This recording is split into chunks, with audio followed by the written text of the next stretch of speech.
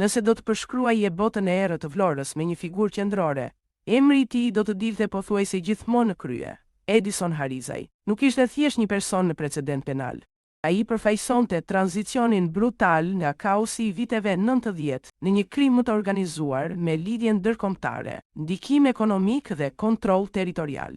Ishte produkt i një epoke të dhunshme, por edhe një nga arkitektët e ekuilibrave të rinj në jug të vendit. Shahet e tëna. Në zonën e ujit të ftohtë, në Vlorë ai jetonte në një vilë që për rivalët konsiderohej zonë e ndaluar. Shtëpia ishte e blinduar, e survejuar dhe e ruajtur. Nuk ishte luks, ishte mbijetesë.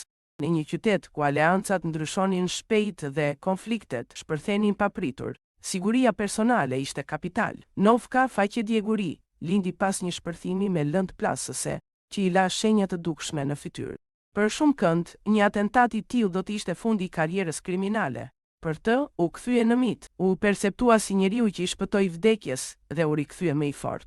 Në Vlorë e thërrisnin edhe Il Padrino, sepse thuhej se pak gjëra ndodhnin pa dijenin e tij. Ai ndërmjetësonte konflikte, vendoste balanca dhe ruante territorin. Harizaj nuk ishte i izoluar. Roli i tij u konsolidua përmes një aleance strategjike me Emiliano Shullazi. Në qarqet kriminale, kjo marrëdhënie shihej si një boshtë vllore, Tiranë. Kur situatat kërkonin presion apo ndërhyrje të ashpër, Harizaj konsiderohej krahu operacional. Ai ofronte mbështetje logjistike në jug, ndërsa Tirana siguronte ndikim dhe lidhje më të gjera. Kjo simbioze bëri një figurë kyçe në ekuilibrat kombëtar të krimit të organizuar. Nuk ishte thjesht ushtar, ishte ndërmjetës, garant dhe ekzekutuesi i interesave të përbashkëta.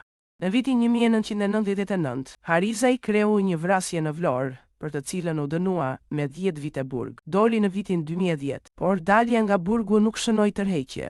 Përkundrazi, emri i tij u lidh me ngjarje të tjera të rënda. Në 2010 u dyshua për eliminimin e Ervin Kodrës në Durrës. Në qershor 2018 u zhduk Albano Xhaferi, i kthyer nga Belgjika.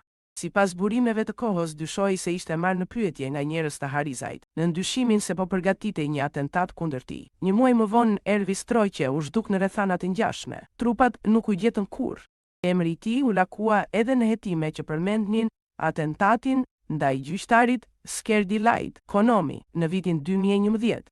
Asnjë provë drejt për drejt nuk e implikoi, por përmendja në rrethet investigative shtoi peshën e figurës së tij në skenën kriminale. Paralelisht, konsiderohej garanti ngarkesave të kokainës, që dyshohej se hynin nga Amerika Latine drejt Bregdetit shqiptar. Në një ekonomi të nëndeshme që kërkonte siguri dhe disiplinë, ai shihej si njeri që garantonte zinxhirin. Sa më shumë rritej ndikimi, aq më shumë shtoheshin armiq. Në Vlorë kishte përplasje të vazhdueshme me grupin e njohur, si Luanët. Kontrolli i territorit ishte thelbësor. Porti, rrugët e kalimit, bizneset. Zhdukjet e vitit 2018, sipas burimeve, krijuan një bashkim interesash kundër tij. Kur preken individ me lidhje të forta, reagimi bëhet i pashmangshëm. Harizaj kishte hapur shumë fronte njëkohësisht. Në botën e krimit, kjo rrit ndjeshëm probabilitetin e eliminimit. Ai ishte i vetëdijshëm për rrezikun. Lëvizte rrallë pa eskort, ndryshonte itinerare, përdorte automjete të blinduara, por siguria absolute nuk ekziston. Mbrëmja e atentatit nuk ishte spontane. Sipas hetimeve, autorët e ndoqën që nga një takim në Tiranë. E dinin rutinën dhe mjetin që përdorte. Zakonisht lëvizte me makinë të blinduar. Atë natë Audi A8 nuk kishte mbrojtje të lartë balistike. Skema ishte precize. Një makinë i preu rrugën, një tjetër u afrua paralelisht. U përdorën armë automatike model 56. Mbi 50, plumba goditën automjetin. Goditjet fatale në kokë dhe krahëror i morën jetën në vend. Bashk me të humbi jetën edhe Genti Caci, shoqëruesi i tij.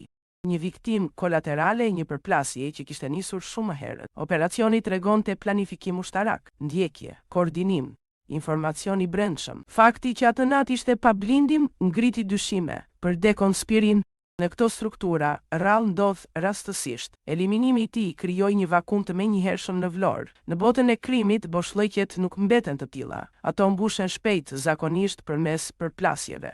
Pas 2018-s, qyteti përjetoi tensione dhe vrasje zinxhir, si pasojë e rishpërndarjes së territoreve dhe interesave. Mesazhi ishte i qartë: askush nuk është i paprekshëm, as ata që jetojnë pas mureve të fortifikuara.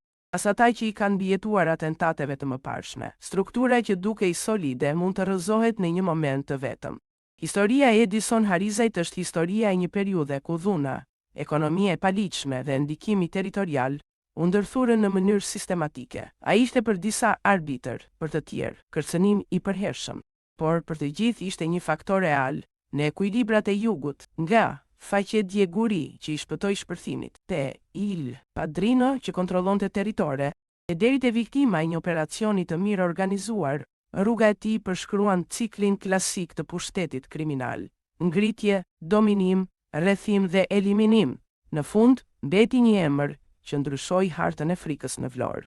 Dhe një histori që tregon se në botën e nëndeshme koha e sundimit është gjithmonë e kufizuar.